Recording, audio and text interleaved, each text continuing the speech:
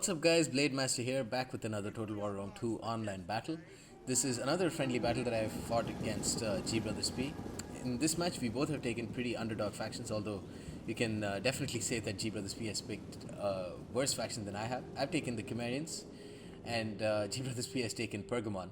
It's going to be nearly impossible for G Brothers P to win this game, regardless of the army type he's brought. That said, he still has brought a pretty crappy army. He's brought a total of five Thuria spears, four Galatian swords. That's going to form his front line.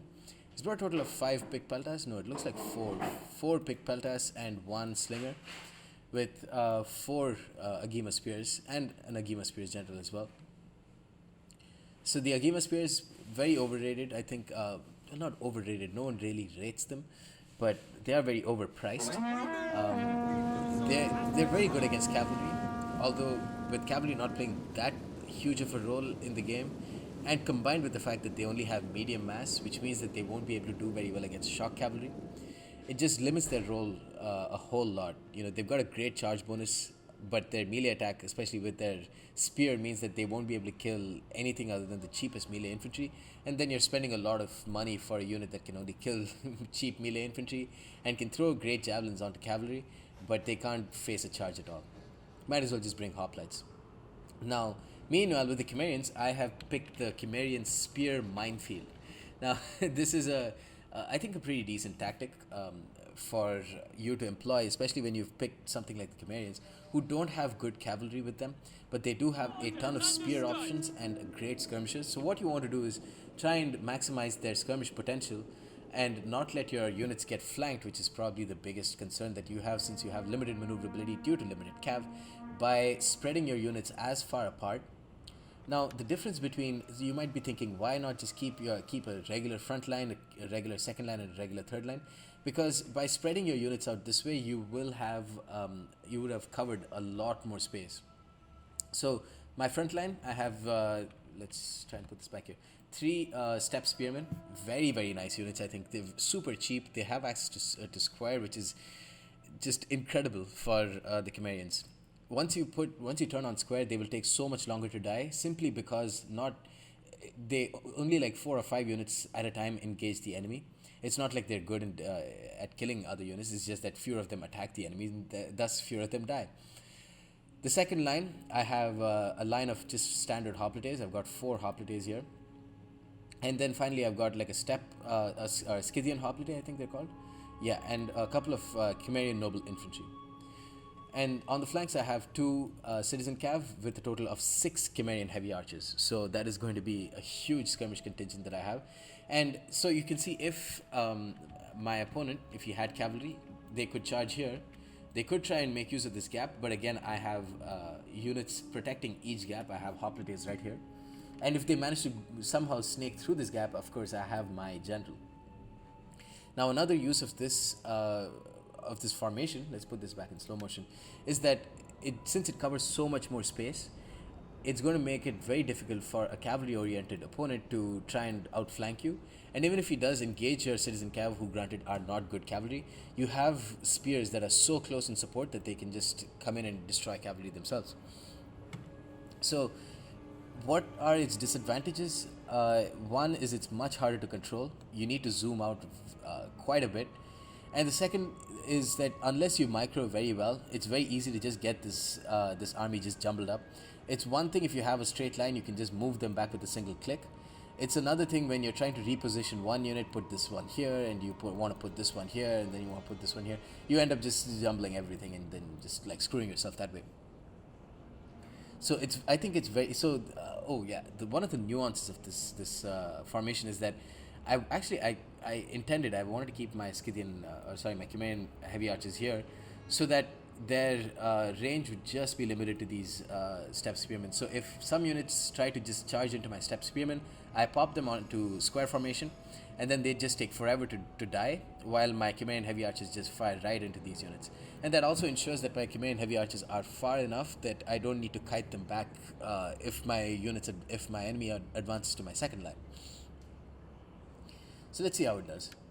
Right now, he's G Brothers P is content with just firing into my step spearman. He's not using his pick peltas, his ammo, which is smart.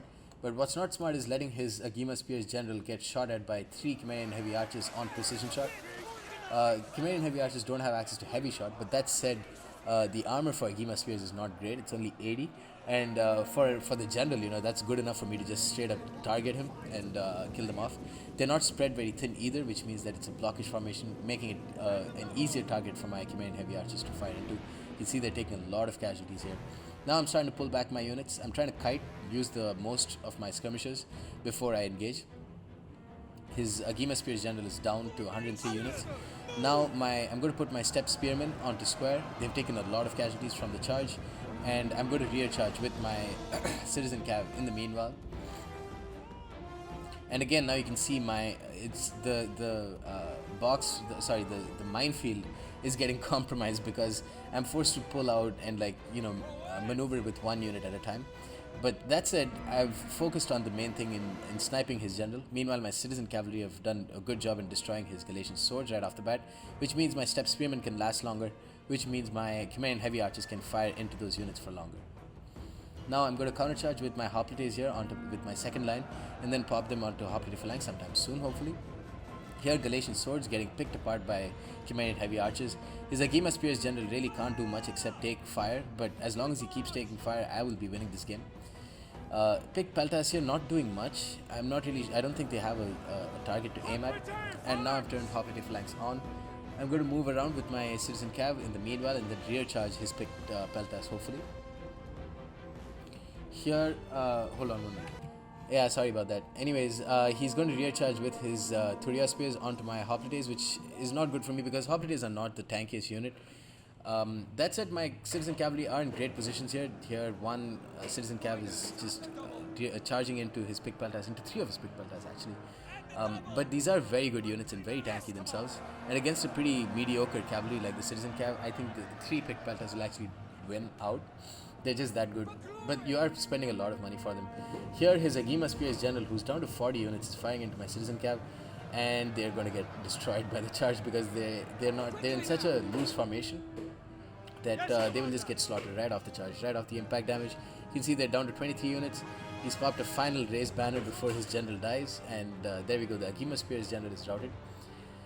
The big point is, he didn't have any cavalry, which is really strange. I don't know if this build would have worked if he didn't pick such a terrible build. My Cimmerian heavy archers, 97 kills, 30, 25. That's what you have to expect against with so many skirmishes against a build that has brought 0 cavalry. Just all the time in the world to pour fire in. I was rear shooting his Thuria spears as well, and now I'm going to send my Cimmerian noble infantry to just chase after his pick peltas. His Thuria spear is really not doing much. Got 55 kills somehow. Not really sure on who. Maybe on my steps. Probably on my step spearmen. Continuing to fire with my Cimmerian heavy archers. As long as the pick peltas move around and turn their backs to my Cimmerian heavy archers, they will be able to get a lot of kills. Here, Thuria spears taking point blank fire from my Cimmerian heavy archers. My Cimmerian noble infantry is doing pretty decently against his Agima spears. Here you can again see I charge straight in with my Cimmerian noble infantry. The difference is now I have access to hoplite wall. He hasn't popped square. I don't think square will be very useful in the same sense as hoplite wall, because hoplite wall of course gives your units 5 bonus versus infantry, I believe, or maybe that wasn't the case. I don't know. I believe it does. Citizen cavalry rear charging Thuria spears. Their lack of mass is going to show here. I think they should probably take some casualties. Taking only 4. It's a big departure from the from the deadly impact damage that you can see in Total War Attila. Here, skirmishers slaughtering Galatian swords. They don't have great armor at all. 45 armor is really, really low. And against such strong skirmisher units, they're just not going to do much at all. 82 kills here, 156 kills. I would really want to bring this replay to you guys because it's just a stark difference from Total War Attila, where you can't see skirmishers get any sort of kills. And in Total War Rome 2, especially with Chimeria, you can see skirmishers getting 150 plus kills. Especially if your opponent doesn't bring any cavalry, and if your opponent brings Pergamon. So pretty easy victory for me here, using the Cimmerian heavy archers and the Cimmerian spear, spear minefield to my advantage. Cimmerian heavy archers not taking a single casualty, but instead racking up, 300, 400, maybe even 450 kills themselves. Cimmerian Noble Infantry doing, let's see, 147 kills with one, 85 kills with the other. Very decent units, I think. They just can't be used against enemy elite melee infantry. Hoplite is doing okay. Scythian Hoplite is not doing much. Steppe Spearman proving to be invaluable by holding out the enemy infantry for a long enough time for my citizen captain rear charge and for my Cimmerian heavy archers to pour in the fire. Anyways, guys, that's the end of this battle. Hope you enjoyed and stay tuned for more. Peace.